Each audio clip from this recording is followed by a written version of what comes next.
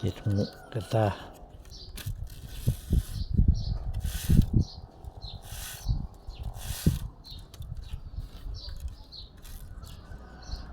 เขาจะจงสนไว้จงสนเสียกไว้เห็ดนั่นที่โค้งขึ้นมาไฟนี่ได้ขนาดนี้นี่แล้วเกี่ยวสอดเกี่ยวรอบนึงเอาได้เขียวเห็ดสูตรเท่าคือเอาได้เขียวเห็ดแต่ว่าสร้างอื่นแทบบรูน้ำเพิ่น บางคนเพิ่นก็เอาอันฟางหัดของบางคนเพิ่นก็เอาไว้บางคนเพิ่นก็เอาเสีย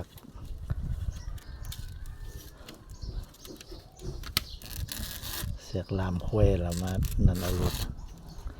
เลี้ยวเตะสูตรไปสูตรมัน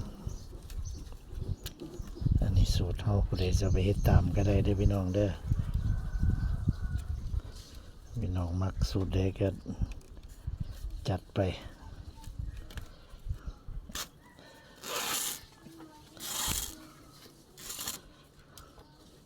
ครั้งนี้ก็เกี่ยวขึ้นนี่บ่า3 เซนกึบ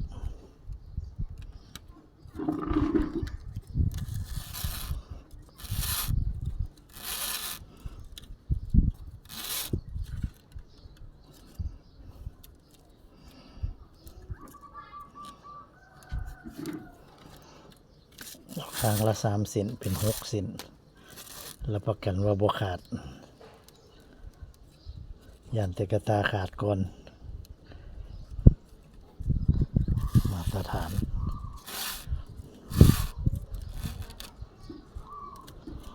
ได้ในร่อนเขียวของเฮานี่ใส่เบอร์15ได้พี่น้องเอามาเฮ็ดขอบของขอบนั่นขอบว่าขอบของขอบอันกระตาอย่างก็แล้วแต่เอารุ่นเดียวนี่บางคนมันก็ใส่เบอร์18ใหญ่กว่านี้เบอร์18อันนี้เบอร์15ติ่งไว้ประมาณนี้ได้ข้างละ3 เซนข้างละ3 เซนข้างนอก3ข้างใน3พอแล้ววันนี้เราก็สอดยักบัดคลิปนี้ยักไปจนสุดยักไปสิละถอดเข็มก็ได้อันถอดเข็มนี่มันจะง่ายกว่าตกลงเสร็จแล้วพุ่นว่ายานเต็มบริหลุดมือที่เข็มก็ได้วันนี้เราจะทักให้ได้ไล่เดียวกันทักไล่เดียวกันตลอด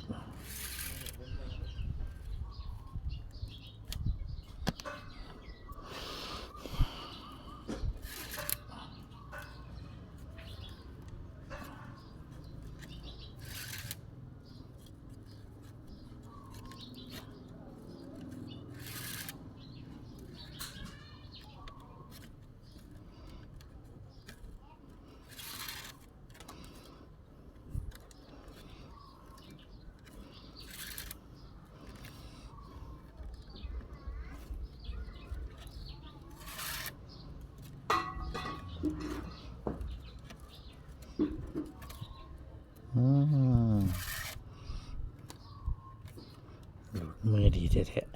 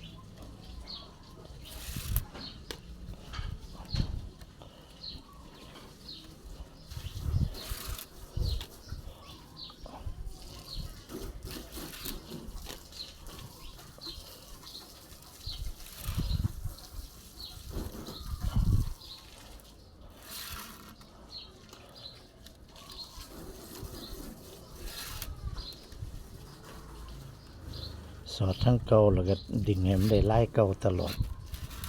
คันดึงบ่ถึกลายเก่ามันสิบ่เป็นแถวเป็นแนวสิเอาดึงให้มันได้ลายเก่ามันก็สิเป็นแบบนี้เข้าทั้งเก่าออกทั้งเก่า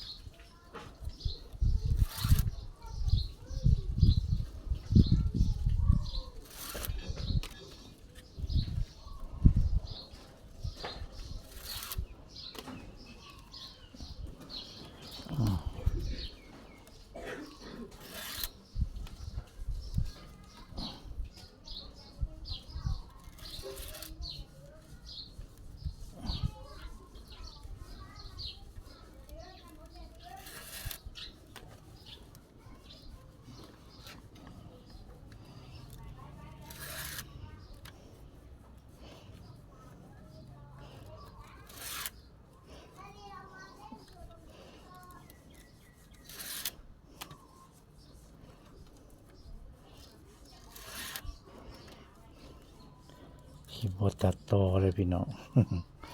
ก็สิใช้เวลาโดนเติบเป็นบางคนเพิ่นเบิ่งเพิ่นก็สิรำคาญหรือว่าก็บ่เป็นหยัง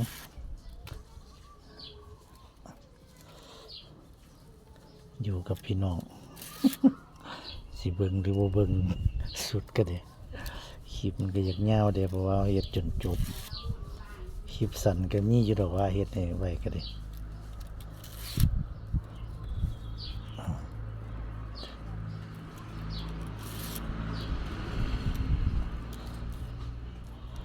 ยามนี้คนบ่ค่อยเบิ่งคลิปจักสารปานใดบ่คือยามฝนแต่ยามฝนยอดวิวก็ใครอยู่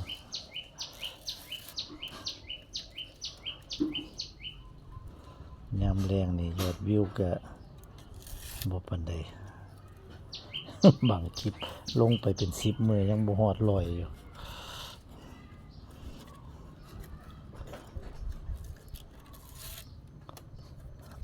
เบิ่งให้เด้อพี่น้องเด้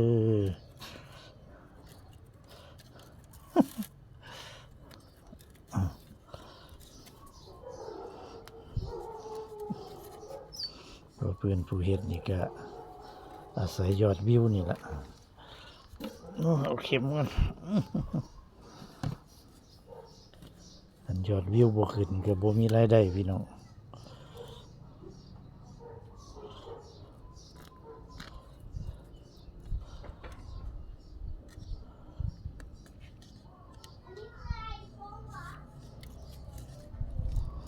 บัดนี้เฮาเฮ็ดสุดแล้วสิเฮาก็สิมา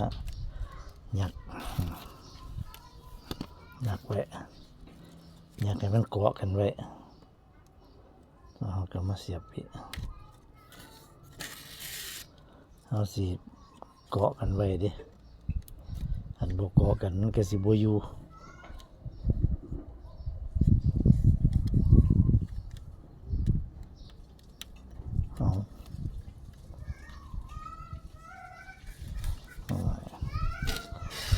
ช่องบ่สอดนี่เวลาเฮาเกี่ยวลงมาแล้วเฮาก็เอาขึ้นไปเกาะกันนี่จึ๊บนี่เกาะกันมันสิดึงเอาไว้ดิมันสิดึงเวลาเฮายกหูมันนี่มันก็สิเสียกมันดึงจองกันไว้มันก็สิบ่ขาด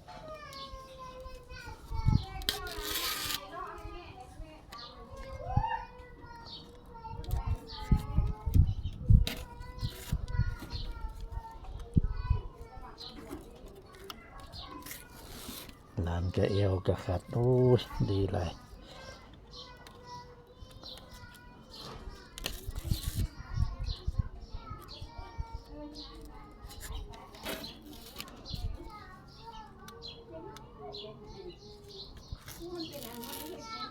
มีหางสิง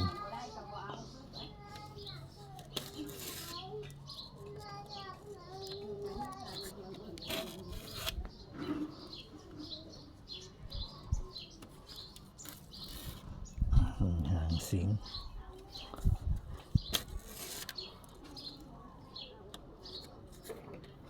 ำเท่าละ2 เซน2 เซน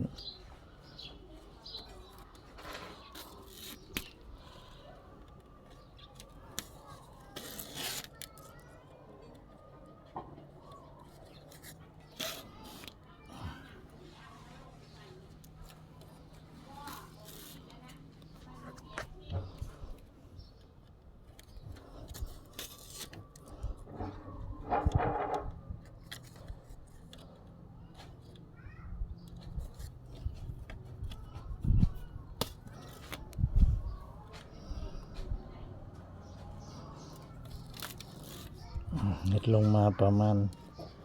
จากเปาะจาก10หรือ11เปาะนี่แหละ1 2 3 4 5 6 7 8ละ910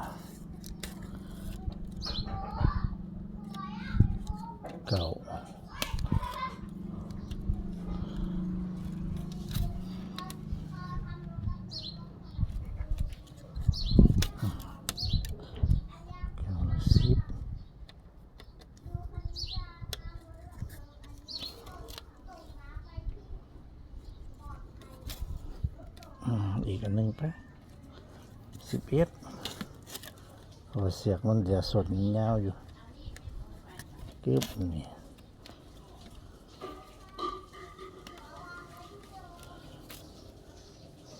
แล้วก็เกี่ยวเข้านี่รุ่นอันนี้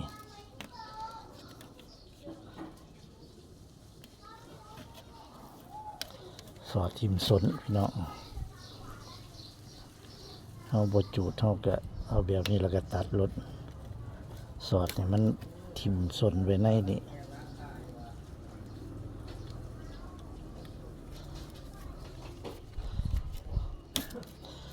ทิปนี้สำนีก็โอเคพี่น้องตัดสำนีเขาก็พอละบ่ต้องจุดสนนี่โอเคมันนี่ครั้งนี้ก็สิคือกันเฮ็ดคือกันครั้งนี้ก็เลยนี่ส่วนได้ที่เฮาจงไว้เฮ็ดคือกันสำหรับคลิปนี้ก็เอาตอนเฮ็ดหูให้เบิ่งคลิปต่อไปก็ติดตามต่อไปสวัสดีครับ